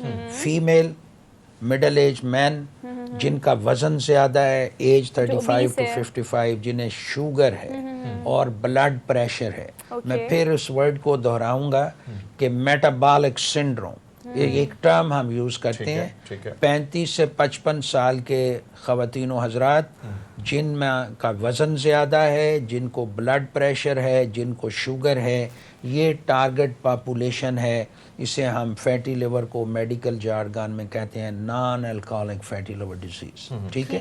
تو یہ ایج گروپ ہے جس کو ہم نے ٹارگٹ کرنا ہے. تو اس میں ایک ہی ٹیسٹ ہے, باقی اپنے جو بھی کر رہے ہیں اس کے ساتھ ساتھ. جی گل صاحب معذرت کے ساتھ انٹرپٹ ہوں, بہت سارے نوجوان, بہت سارے لوگوں کو ہم دیکھتے ہیں جب ہم یہ کہتے ہیں, اور بہت سارے ایسے میرے دوست بھی بہت سارے ڈاکٹر ہیں جن سے ہم یہ کہتے ہیں کہ فیٹی لیور ہے فلاں کو, تو وہ کہتے ہیں کہ نتھنگ, کوئی بات نہیں, یہ چیز کو ہلکا لینا یہ کتنا نقصان دہ ہے؟ نہیں دیکھیے یہ آج سے 20 سال پہلے میڈیکل کمیونٹی میں بھی یہی کانسیپٹ تھا, اچھا جی تھوڑی سی چربی ہے کوئی بات نہیں. نو نو نو نو نو نو بیسیکلی یہ الارم بیل ہے. اگر آپ کا ALT AST بڑا ہوا ہے اور آپ کے الٹرا ساؤنڈ پہ یہ فائنڈنگز ہیں, وہ پہلی انیشل سٹیجز میں کہتے ہیں ہیپیٹومیگلی کہ تھوڑا سا جگر بڑا ہوا ہے اور اس میں فیٹ ہے, ٹھیک ہے. برائٹ ایکو ٹیکسچر یہ فائنڈنگ ہے. تو اس میں ہنگامی بنیادوں پہ میل فیمیل 3-4 چیزیں ہیں. جی آپ فرائیڈ فوڈ کم کریں, کاربوہائیڈریٹس کم کریں. دیکھیں جب ہم شوگری فوڈ کھا رہے ہوتے ہیں نا ضرورت سے زیادہ, تو وہ بھی باڈی کے اندر فیٹ میں ٹرانسفر ہو رہا, تو وہ کرنا ہے آپ نے. دوسرا ایک اور ویسٹرن سوسائٹی میں آج کل بڑا کامن यू नो कॉन्सेप्ट है ईट लेस वॉक मोर, एग्जैक्टली ठीक है, कि आप थोड़ा सा कम खाएं. जैसे 30 से 50 साल के मेल और फीमेल में कैलोरी रिक्वायरमेंट 1800 से 2000 नहीं है. तो हम सर्टन सोसाइटीज़ और सेगमेंट ऑफ सोसाइटी में कि मेरा ख्याल है नाश्ते में ही 1500 कैलोरीज कर लेते हैं ना, ये पराठे और ये मलाइयाँ, तो उसमें वो.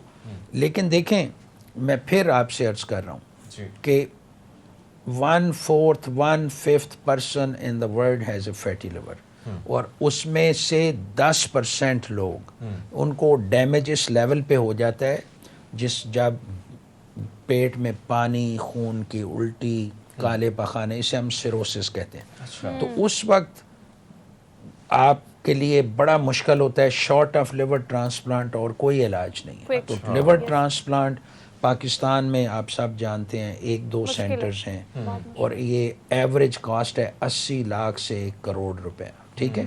और ऐसे मरीज जिनके फैटी लिवर से जिगर सुकड़ जाने का अमल आगे बढ़ता है, वो इस एडमिशन के साथ किसी एवरेज प्राइवेट हॉस्पिटल में जाएंगे तो एक एडमिशन 3-4 दिन की कॉस्ट 1.5 लाख रुपए होती है. अच्छा डॉक्टर साहब, एक तो और मेरी चीज मैंने बहुत सारे आपके पेशेंट्स तवज्जुह देखे से हैं. नाजरीन से यही जी सर, आप से कंप्लीट यही करें, आप रिक्वेस्ट है कंप्लीट करें, मैं उसके कि बाद वो ये सिंपल है कि आपको अपने लाइफस्टाइल मॉडिफिकेशन पहला स्टेप है. ठीक है. थोड़ा सा भूख रख के खाएं, वॉक करें, और अगर आपको ब्लड प्रेशर है उसका कंट्रोल.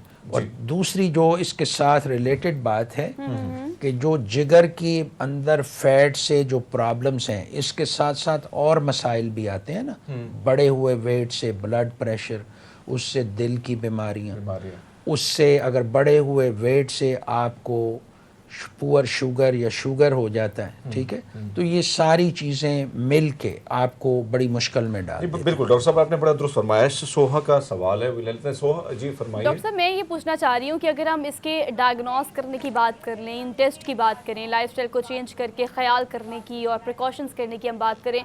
अब सर देखें, इस्लामाबाद में चले इतना रुझान नहीं, अब तो हम खाबों के शौकीन लाहौरी हैं, खाने भी हमने खाने हैं, खाबे भी हमने पूरे करने हैं, ईद हो, त्यौहार हो. अब खाने पे हाथ रोकना तो चले हम उसको कम कर सकते हैं, लेकिन अगर हम बात करें डायग्नोस करने की, कि सारा कुछ खाना खा के भी फैटी लीवर को कंट्रोल करना क्योरेबल, ऐसी कौन सी प्रिकॉशंस आप सजेस्ट करेंगे कि खाना भी खाएं, अपने लिवर को आप हेल्दी भी रखें, आपके लाइफस्टाइल को आपने मॉडिफाई करना है आप वो भी करें, लेकिन साथ साथ सारी चीज़ें आपने कैरी भी करनी है. किस स्टेज पर आपको लगता है कि अगर आप डायग्नोस कर लेते हैं फैटी लीवर तो वो क्योरेबल है, उसके बाद ये चीज़ आगे बढ़ नहीं सकती है, एक एक्सट्रीम पर नहीं जा सकती है, एक्सट्रीम पर जाने से हम इसको रोक सकते हैं? What's the stage basically?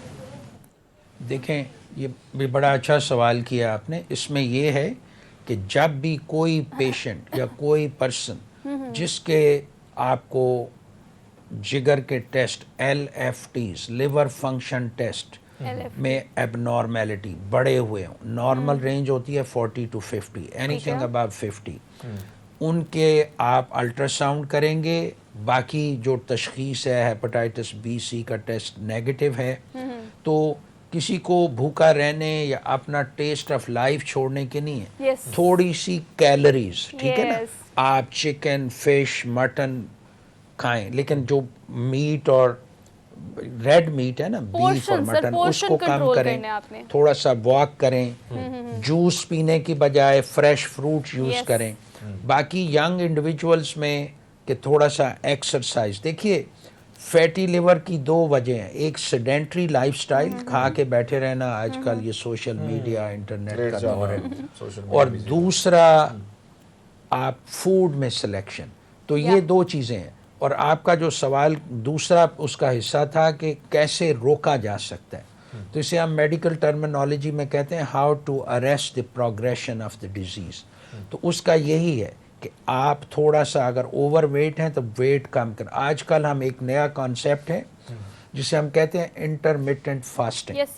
ठीक है, कि आप 3 खानों की बजाय ना, जैसे नाश्ता, दोपहर और इवनिंग मील, दुनिया पूरी में एक कॉन्सेप्ट आ रहा है 2 meals in 24 hours. सुबह नाश्ता कर लें, सरदार साहब और मैं एक ही ट्राइब से हैं, नाश्ता पावे तगड़ा कर लो। एग्जैक्टली खब्बे शब्बे और खा लो उसके सुबह। बाद आप जो लंच है वो में थोड़े से स्नैक्स, और 5-6 बजे अच्छा वेस्टर्न सोसाइटीज़ में डिनर टाइम है 6-7 PM, Yeah. हम रात 9-10 बजे खा के फिर सो जाते हैं।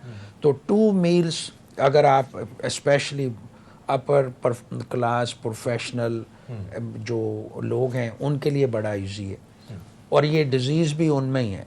People who are lower socio economic, जिन पे वो थोड़ी सी कैलोरीज डेप्रिवेशन है, उसमें तो ये प्रॉब्लम है ही नहीं है, ठीक है ना।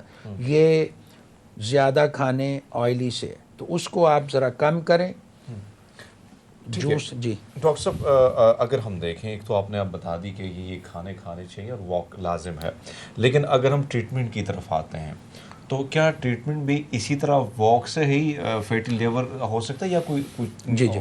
मजीद ट्रीटमेंट होता है इसमें देखें बड़ी सारी इस पे रिसर्च हो रही है जी। आज 2023 में 2 टैबलेट्स हैं, एक एंटीऑक्सीडेंट है विटामिन ई, ठीक है, वो 400 की माइक्रोग्राम की टैबलेट आप यूज़ करें। सेकेंडली एक और गोली है उर्सोफाक, उर्सो डिऑक्सीकॉलिक एसिड। ये उर्सो क्या करती है कि आपके जिगर में जो फैट डिपॉजिट से जो डैमेज हो रहा है, ठीक है ना, उसको रिवर्स करती है, ठीक है। बाकी थोड़ी सी मेडिसन आ रही हैं जो कि रिसर्च से फेज़ 3 ट्रायल्स में है, तो मुझे उम्मीद है एंड ऑफ दिस ईयर वो अवेलेबल हो जाएंगी। लेकिन फिर prevention is better than cure. आप उस स्टेज पे जाएं ना, अगर खुदा न खास्ता वहाँ पहुँच गए हैं तो आज avoid red meat, vitamin E, urso deoxycholic acid, ये 3 चीज़ें आपके लिए ऑल राइट डॉक्टर in साहब, terms of थैंक यू इलाज। सो मच फॉर ज्वाइनिंग करेंगे। आपने बड़ा खूबसूरती से नटशल किया इस चीज़ को कि देखें आपके पास सिंपल को रॉकेट साइंस नहीं है वैसे एज सच, लेकिन हम इतने मसलों में घिर चुके हैं कि हमें लगता है कि अगर हमने डाइट करनी है या सेहत का ख्याल रखना है तो इसके लिए एक लंबा प्रोसीजर है। नटशल इस तरह से करें कि अगर 2 मील इन अ डे आप ले रहे हैं और लाइफस्टाइल को बेहतर कर रहे हैं तो एक दिन में कुछ भी नहीं होगा। ग्रेजुअली स्टेप बाय स्टेप करेंगे तो भी आपकी अपनी ज़ाती जान है, उसका ख्याल रखेंगे तो जान है तो जहान है। तो आपने ज़्यादा नहीं, बस थोड़ा सा ख्याल रखना है। सुबह उठ के फ्यू टिप्स है, अगर आप इनको फॉलो करेंगे तो दिन भी अच्छा गुजरेगा, रात भी अच्छी गुजरेगी। नेक्स्ट वर्किंग डे के लिए आप और एंथुसियास्टिक होकर तैयार हो जाएंगे। तो टिप्स आपने ज़रूर फॉलो करनी है। आपसे लेंगे आप इजाज़त, इंशाल्लाह मुलाकात करेंगे कल नए टॉपिक नए इश्यूज़ के साथ। अपना बहुत सारा ख्याल रखिएगा और अपनी सेहत का भी ख्याल रखिएगा। अल्लाह हाफ़िज़।